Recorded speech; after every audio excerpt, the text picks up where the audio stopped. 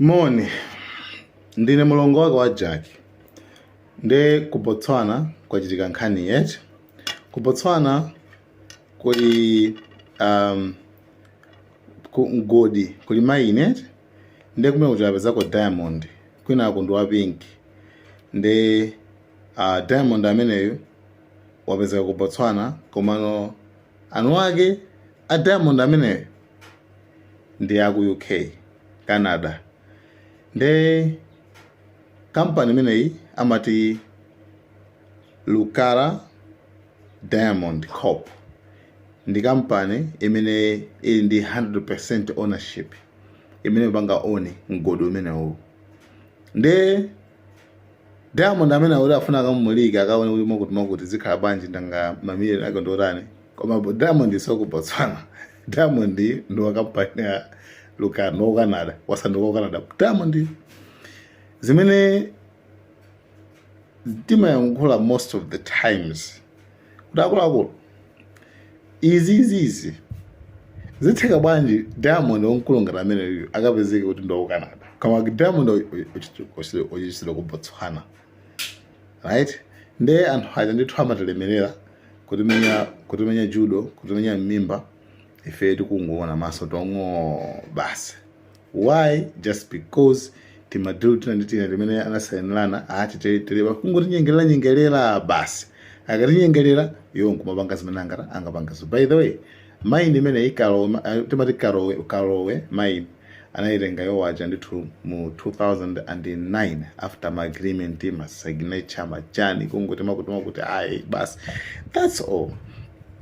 Basi kwa basa license yetu nde kusandukano mene zilimo. Ndoti inuyo Diamond amene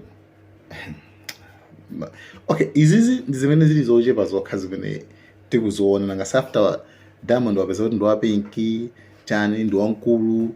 Koma anofunsa ndikumati zimene zimatengedwa zimene ife sitimaona zimene anawake osamaona ndi zingati ndi chani. Same thing zimene zimachitika ma African countries ambiri. Aboza uneka for wapeza ndo wapinki. You understand what I mean? You understand, right? Komano pali zinthu zambiri zimene zimachitika. Ife ndi ku Malawi pali zinthu zambiri zimene zimachitika. Maiko aina aku Africa azungu namina akumalemera. Just imagine mobanga search buno Karowe mine yaku Botswana ili pa stock exchange kunjako kwa zungu koko pa stock exchange pa mageti rune koko aizikoma obusa ndife chabwino. Nde nkhani mene mangofana ndikambe actually Jack waiga pa Facebook waile mbaso nchija wayongosola bwino and amene mufuna mukapange cheki after just a paragraph mukaiona pa Jack and mangofana ndipange comment pa nkhani ngati imene. Komano nkhani imene ndinabwera kwambiri lero ndi nkhani yokhudzana ndi Nicolas Madura's pilot. Awakulu it's been now 16 months kwambira 2024 kwambira 2024 ukafika pano pa ndithu America yakhala ikupanga madilo amene abaza kuti ayaluka nawo. Dilo imene amapanga yake tikuti kuti amafuna amugwire Nicolas Madura, president wa dziko la Venezuela, amafuna anthu amugwire. Paja mutu wake tena kuti anamuyika kale pa chijena pa anamuyika kale pa wanted kuti amene angampereke Nicolas Madura adzalandira ndalama yokwana $50 million.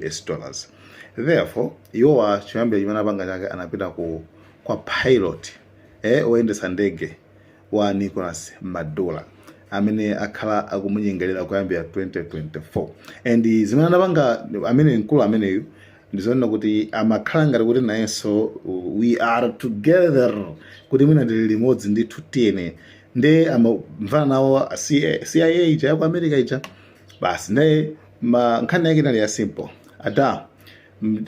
president amene Nicolas Madura tufuna kuti iweyo umuyendetse pa ndege and ukamusiye malo a secret, malo ena ake apaderadera. Malo amene ajawo tikatero ndi kuti tizapita tikamugwira.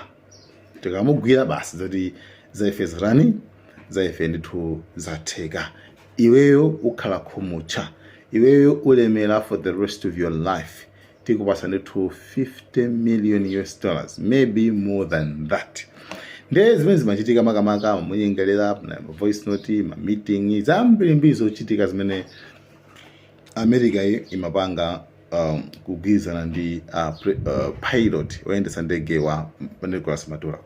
By the way, pilot ameneyo ndi munthu siwa munthu wamba yayi ndi munthu amene ali okhulupirika kwambiri kwa Nicolas Maduro, president wa ku Venezuela, komanso nthawi zonse amadziwa chilichonse chimene Nicolas Maduro amapanga. Ndi amene amamuyendetsa kumuyendetsa pa ndege kuchotsa ku Venezuela kupita na even ku Iran, Tehran capital city. Kuchoka naye ku Venezuela kupita naye ku Moscow, Russia kumene kwa Putin. Ndipo amadziwa chilichonse mayendedwa ake a president amene amadziwa kuti akuyendera pasi kutere. Chabwino. Tibwererenso ku nkhani yathu. Anthu aja anayesesa ndithu kumunyengerera iye uja he pretended to get along. Anangopanga pretend kuti tili limodzi. Don't worry brother, we are together. Tili limodzi ndithu tiyeni tipange tilimene. Komano at the end of the day zinapeza kuti munthu uja Nicolas Maduro uja pilot wa Nicolas Maduro ndithu anangopita nkuwangoing'alula. Anangonyamuka ndi kuwangoing'alula kuti basi awulako ifetu ndithu taying'alula.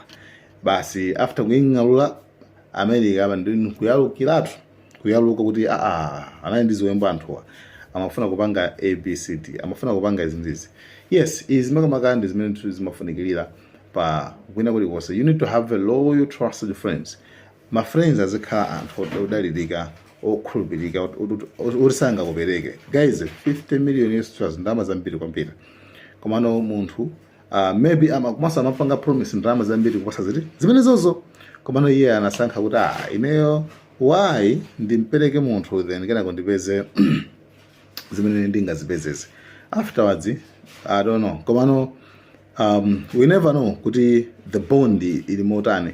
Komano this guy amene ndithu yayi amefuna kumvulira kachani kumvulira ndithu kachisote.